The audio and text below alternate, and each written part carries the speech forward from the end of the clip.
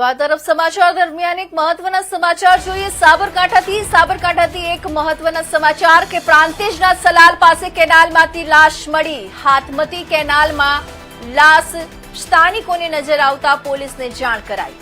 Fire ટીમની મદદથી લાશને કેનાલમાંથી બહાર કઢાઈ।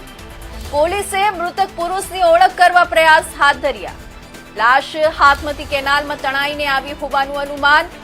તો આ એક સાબરકાંઠાથી મહત્વના સમાચાર કે પ્રાંતિજના સલાલ પાસે કેનાલમાંથી લાશ મળી આવી છે। હાથમતી કેનાલમાં લાશ સ્થાનિકોને નજર આવતા પોલીસને કરાઈ હતી જાણ। ફાયર ટીમની મદદથી લાશને કેનાલમાંથી બહાર કાઢવામાં આવી હતી। પોલીસે મૃતક પુરુષની ઓળખ કરવા માટે પ્રયાસ હાથ ધર્યા છે। લાશ હાથમતી કેનાલમાં તણાઈને આવી હોવાનું અનુમાન લગાવવામાં આવી રહ્યું છે।